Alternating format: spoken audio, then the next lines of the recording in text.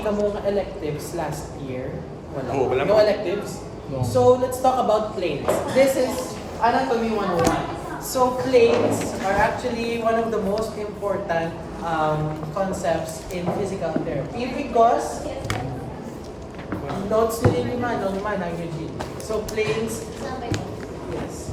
So, planes are important because, well, in physics, amo na sila, di ba, ang basta mo na siya guys, we have this thing called naman yun, mga axis and planes. So, but before discussing planes, I want to teach you the anatomical position. Are you guys familiar with the anatomical position? Yeah, pagka. Okay. So, your anatomical position is basically just your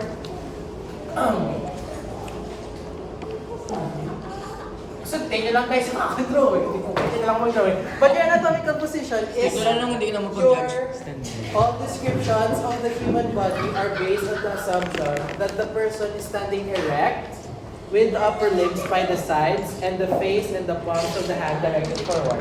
Basically, your body is just doing that. That's your anatomical position. Because we will figure out kung ano ang position sa isa ka joint, ano ang action sa muscle, kag ano ang plane and an axis. So you have three anatomic planes.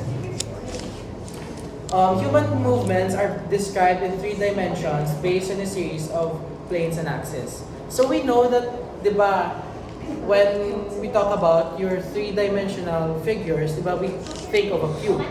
Di ba? A cube has 3 dimensions. Di ba? Ang iyang width, iyang height, width, height, and length. So in the PT or in the anatomical aspect, we have mga planes as well. So number 1 is your coronal plane, also known as your frontal plane. So si coronal plane, this divides your body from front and back. So if si person katindog like that, wala na ako. So basically, your plane is here. Gapaan mo lang na siya. Kung i-base mo sa ako, di siya ga-divide. Okay? That's your front and back. And its axis is in the front. Kasi ba guys, ang basis over axis is perpendicular. Do you know what the meaning of perpendicular is? Adlong. That's parallel. Okay? Kung parallel, meaning patadlong siya simo, perpendicular is 90 degrees opposite to the side. So, for example, this is a plane. Your axis is going there. Okay? Kumbaga, if I have a spinning top, Support mo. Okay, ano? bye-bye. Lexi. This is an axis, and ang imong nga plane, paano na siya? This is your plane. Okay? This is a top. Ang ginawa na pala mo. Sorry, bukati. Okay? Buhay na ka mo nakabot. But your coronal plane lies vertically and divides the body from front to back. So that is why it's also called as your frontal plane. Kay, again, divides your body from front to back. Do you have questions? None? So ang next na plane is your sagittal plane. Your sagittal plane divides your body. I'll erase ha? Your sagittal plane divides your body from left and right sides. Left and right sides. So, again, if this is your human or your individual, kung na siya. That's your plane. And the axis is the z-axis. Okay, padili siya. Itong naman yung sa inyong physics, sa inyong axes, we have, diba, this is the y, and this is the x. Hindi siya x-axis. At ang frontal plane is the z-axis. Okay? These axes, plural for axis, is for 2 dimensionals lang. Hindi kayo nag-add sa particular dimension, which is the frontal plane Mamaya nga may z-axis na to. This one is the x-axis. Okay? And the third, I'll erase ha? And the third is your transverse plane. Transverse, di ba, ang meaning sa transverse, doon ka pa palaba siya. So, it divides your body from top and Bottom. bottom. So, there yung imong axis. Ito nga, sang lawas. Your axis is the y-axis. Okay?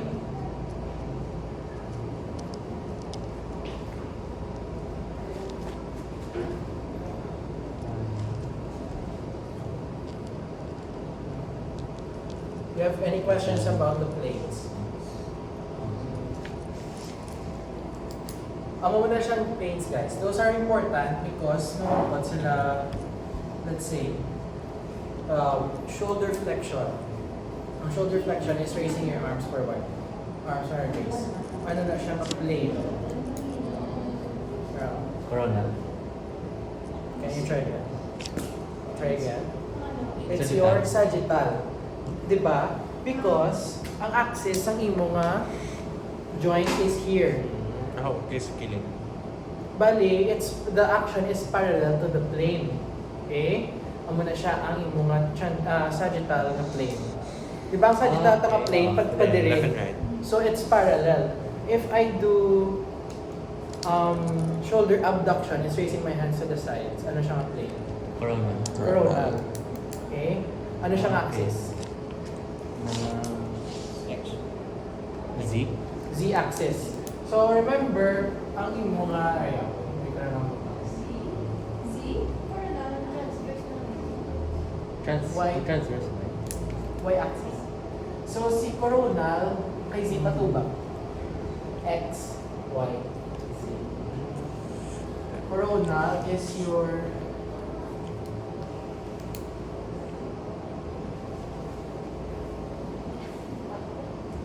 coronal is Z, always Z ha. So sagittal is your X, and si transverse yung Y. They always go in pairs. Sometimes in the quiz, mamakot sila. If I raise my legs to the side, what axis are you activating? To the Around. side. X. X. It's your Sagittal. Z. Kaya ang action, pagkilid. Di ba this is your coronal plane? Oo. It's parallel to your coronal plane. So, ano ba na yun? Biga ako na siya. Ang coronal, Coronal. Ang coronal is patubang. Ano yun? From front to So, back. So, ang akon nga ginagiho here are like that. Kung pakilid, it's always your sagittal. Parang tubangan, pero sagittal. coronal. Ang sagittal is patubang. Oo. Patubang ang palikod. Hindi parallel sa ito. Si Oo. transverse guys, amo ni siya, if I do this, pronation and supination of the forearm. Because ang gina-activate, ang akon yung giho is parallel to the transverse plane. Gamon o. There are only, how many actions? 2 actions actually for the transverse. It's your internal and external rotation and supination. Gamon na. Tanan na rotations. Transverse. Okay? Yung solo ba yung... That's transverse. Pag-rotate mo head, that's what you call your So, cervical. ang transverse rotations. Yes. Wala na. These are, these are my clues ha. Your coronal, I'll give you a new term. Kung familiar sa inyo. Your coronal are your abduction and adduction. Coronal. What's your abduction and adduction? Abduction is moving away from the midline. Oh, wait. Lateral. Abduct. Your abduct is the opposite, towards the midline. Towards. So this is shoulder abduction. This is shoulder adduction. What else? May iba na basta. This one. Sagittal is your flexion and extension. Flexion is a common misconception. Flex your biceps. Tayo, di ba? But in the physical therapy, reflection is going towards the front. Pero may iba na going towards ano naman. But your flexion is kung ipiod yung joint mo like this. Elbow flexion. This is knee flexion. This is knee extension. Ah, okay. Okay? Basically, kung Ang gapiod, ang flexion pa piod, ang papiod. extension pa bukad. Extension is, yes, is to straighten. Kumbaga, straighten ang ano. Okay? Ang pinakasimple na bilang bra para matandaan ko na sa coronal, ikaw ba? Coronal, may tukar na. Tukar lang. Coronal, ang black siya. Makita akong movement sa coronal plane. Tubang naman ito. Hindi ko makita. So it's not a sagittal plane. Basa ka. Makita ko siya. So it's a sagittal plane.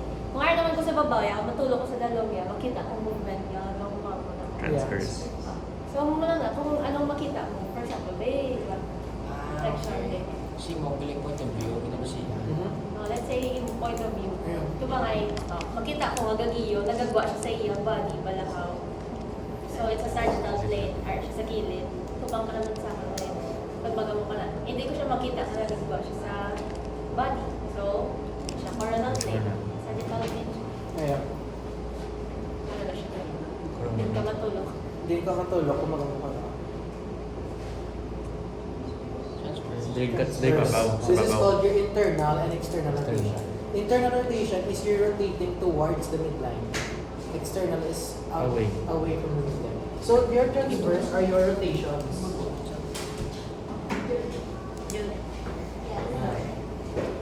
Yes. Hindi ka magagawa ko man. Kung kagwa, area, external rotation. Okay. Away from the midline.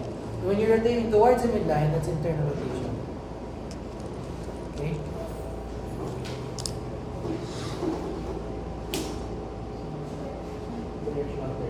Flexion, extension. Why not? Board marker. Nung pwede ka pa-review ba, ano ganing difference ng abduction kag adduction? Abduction, Ah, wala. Option. abduction. Kasi hindi natin ma-differentiate. Abduction is abduction away from the midline. Abduct. Kung adduct towards, pabalik lang. Okay?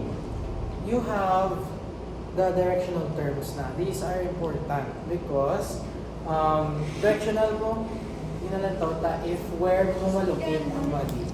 Last ni siyang apart, this is the other half. So these are your planes, no? Simple as this. We usually teach this.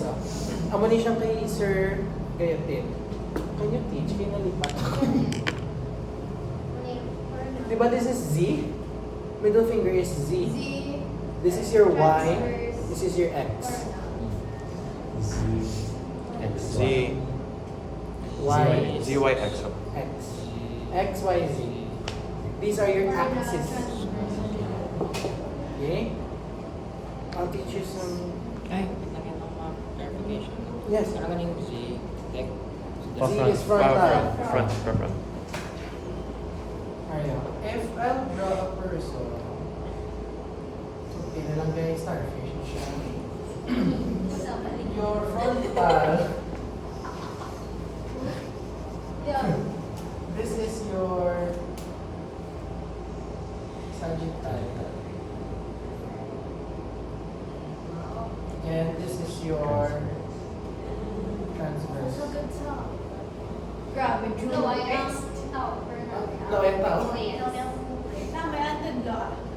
So, kung i-combine ko siya, this plane is your frontal. That's always your Z. Midpoint. Okay? This one, ang sa dito, this is your sagittal. Ano axis yun? It's X. This one, ang gapahilay, that's your transverse. Ang iyang transverse siya. That is your Y. So, another information, no matter where I put the plane, it remains the same. Kung ibutang kong plane dito sa liog, it's still the same. If I put this one drape sa shoulder Transverse it's Y. still the same. Ngayon, If this one, ang lower plane, usually din gonna divide out.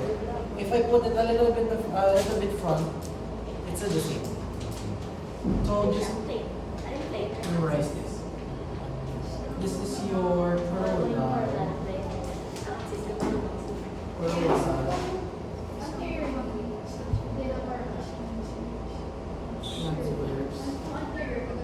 This one's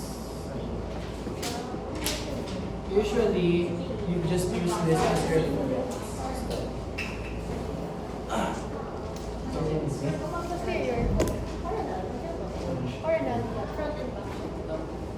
Actually, yeah. Left under transverse, dire yung left back. So, nang sagittal left. Sorry, naman Kinuha man na dire ba? Y-axis is transverse, di ba? Oo. Y is siya.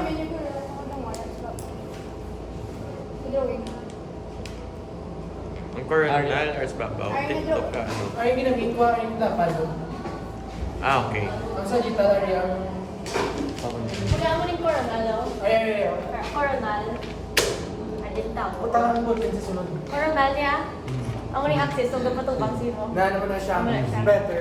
Kung ari naman siya, o sagittal naman siya, ang axis, art naman sa gilid. Kung transverse naman siya, ang axis, Or sa babaw. arts, bumabagano. May kaya na ka. Did you get ang planes and axis? Okay, nag-physics. It's our first lesson. I will teach you directional terms because these are important. I-sulat ko sa board. Okay.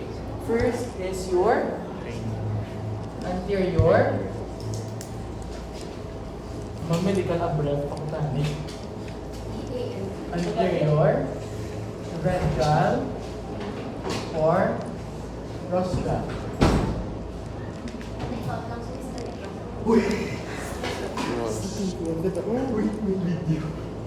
Your anterior, ventral, or rostral means sa tuba and the front. Okay? Example, my nose is anterior to the eye. Okay? My nose is anterior. Kaya di mag-protrude ang nose ta. It's anterior to the eye. Kaya siya sa tubang sa eye mo. So, ang anterior sa front. Yes. Meaning is front. What's the opposite? It's your posterior. Or sa likod. Yes. Posterior or dorsal. You could also use wala na siya. Posterior dorsal. Di ba, your dolphins have dorsal fins? Where is it located? Or Sa sa likod. likod. So, this is dorsal. For example, my back is dorsal to my chest. Gets? Gets. Okay. Superior. Cephalic or cephalic?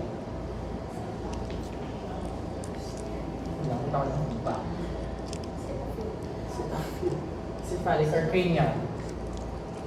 How do we differentiate the both? Okay? So superior is going to the Head. correct, to the head. Your superior is going to the top. Cephalic and cranial is going to the head. Same direction sila. But we usually use superior. Pero may term na cephalocaudal assessment. Meaning, head to toe. But superior is above or towards the head. Mga superior lang. I forgot. Your opposite is your inferior or caudal. Si inferior naman niya is the opposite of syempre superior. Caudal meaning foot. Okay? Padalong siya. I'll give example sa superior. My head is superior to the hips. And my hips are inferior to the head. Yes? Okay? Next. Superficial. Dapat di makakonfuse sa superficial. Superficial, do you have a, well, basic English, anong meaning ka superficial? Di ba hapaw? Hapaw ang superficial. So, these are based on usually layers eh. No? Layers. Example, my skin is superficial to the bones. Medyo na-gets? Na-gets. My hair is superficial to the brain. Then you can do the opposite. Example, my bone is deeper or is deep to the muscle. Pala? Ko alam. Okay? So, superficial. Ang superficial na ba? Or near the surface. Your deep is the away from the surface.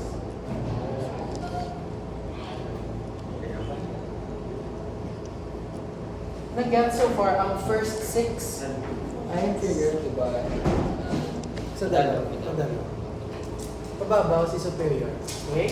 Anterior, matubang. Posterior, likod. Malikod. Superficial, hapaw. Deep, Talon. well, deep. Na? Tagalog. Okay.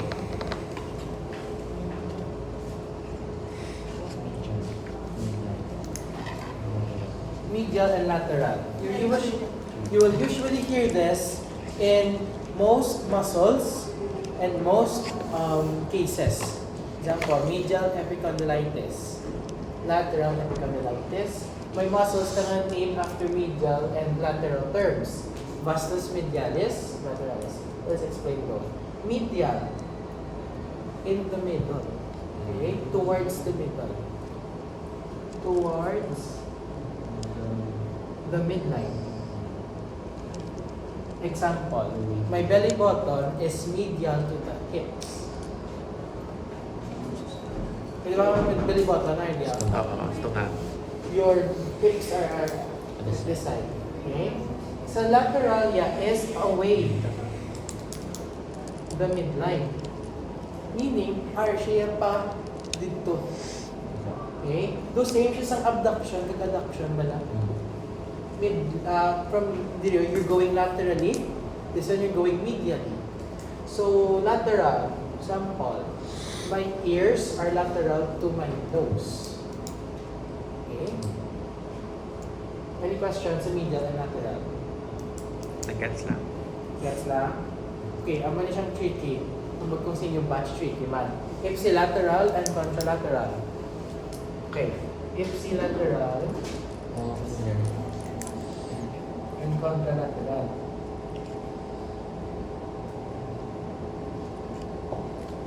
But they have simple meanings. Ipsilateral, same sign. Sa reference. Contralateral, opposite side.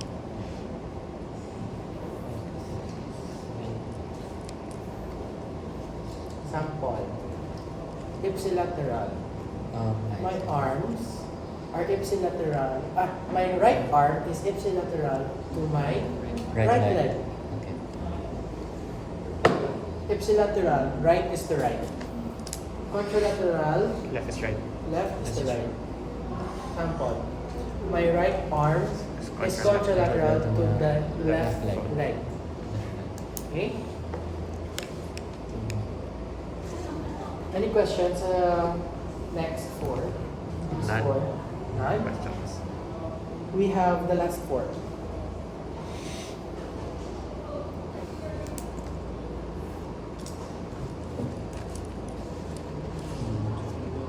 Small distal. Proximal and distal. Your proximal is Layuan. towards the origin. And your distal is away from origin. Example, proximal. My elbow is proximal to my shoulder. Wait lang. Hold up upright. But my hand is distal to the shoulder. kay mas lapit siya sa origin wala sa iya nga attachment. Okay? For example, can you give an example? Ang duwa sa proximal distal. The hand is Example, this part of my leg, of my shin, is proximal to my knee, but it is distal to my hip. Okay. May ginatawag na kung sino ang mas lapit, that is your proximal. Kung sino mas layo, si distal. Usually, your proximal and distal is used sa extremities, so your legs and your arms. We don't usually use your superior and inferior. For example, your knee is superior to your foot. We don't use that. Usually we use your knee is proximal to your foot. Okay, kaya mas lapit siya sa origin. Okay.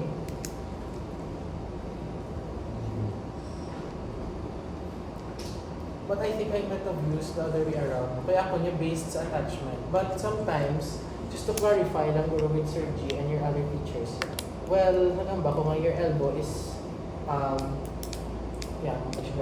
your elbow is proximal to your shoulder. But you could also say that your elbow is distal to your shoulder. That really depends. No? Ano yung tulo ni Sir G ganit here?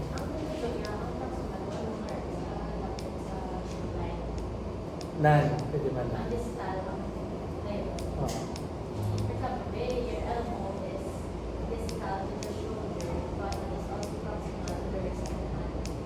Wala na nasundan na guys.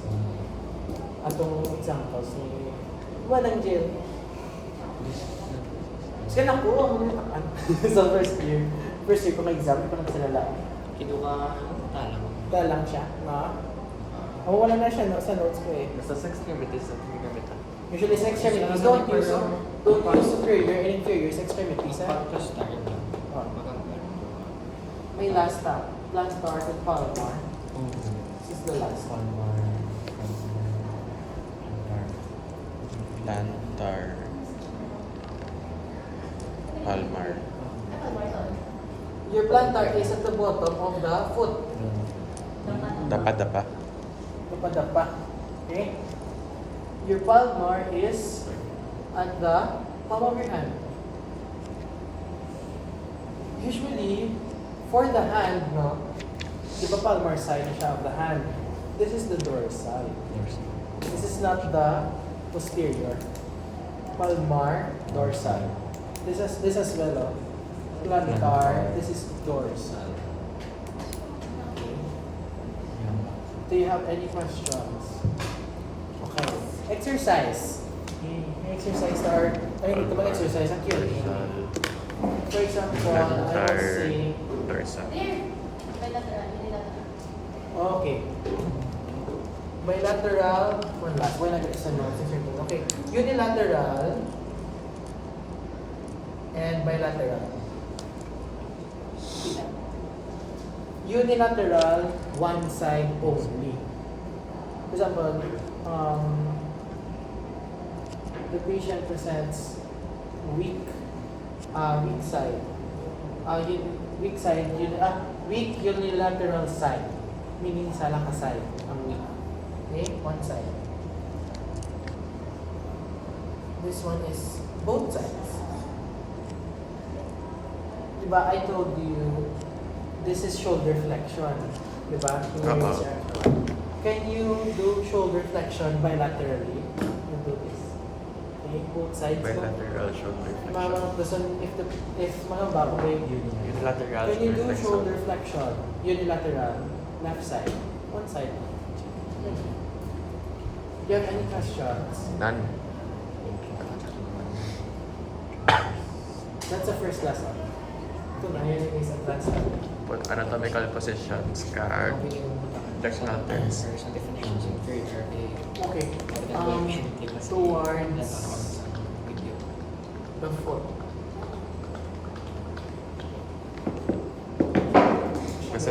Masan lang ko drive. Towards Ang suggest kung ikaw mag-send drive, you compile everything, upload sa YouTube, send us link. Pwede ka mag-gasto. Ano? Storage mo na ako. Ako, Google Drive ko na po. Nakalimutan ko sa YouTube. Ay, ang superior, ka-inferior, paano ka na Paano ako mag-usar superior and inferior? You could use it sa dribble mo Sa side ulo. value. Hindi sa extremities, ha? For example, my head is superior to my neck. And my neck is inferior to my head. Okay? Inferior. Anterior, patubang. Posterior, paliktor. Bali, ang difference ay the anterior, posterior, superior, and inferior sa proximal and distal. Si anterior to inferior, na ano siya, more on siya directions. Si proximal and distal, more on siya sa bodily segments. Sa segment, sa segment. Proximal distal segments. Clarify yun lang kita. Sa ako niya, nakita niya ako niya ng style. Pero all of them, RC Manong Eurico, Future PTRP 2025. Volleyball player na sa Kalasal. Kalasal. Ano na siya? Nagana ko Eric? Ano lang, bilog na ng mga lasal. Interlasal? Interlasal. Volleyball. Interlasal? Nag-medic ko to. Ay, medic ka pa. Ano ka, Red Cross? Amity. Amity. Red Cross, PLB. First lesson. Okay. First lesson na siya, guys. 1 page lang na siya actually. Isang ginawa mo. Oh, what is to na ako? Ang mag-lesson lang, tunga pala na siya ng 1 lesson or like 4 lesson na siya. Tunga na? Usually, duwa in discuss niya sa isa kadlaw. That's the first lesson. Tunga Second lang? lesson na ba? Wala ba siya in discuss. That's why your classes, no? Your lecture classes.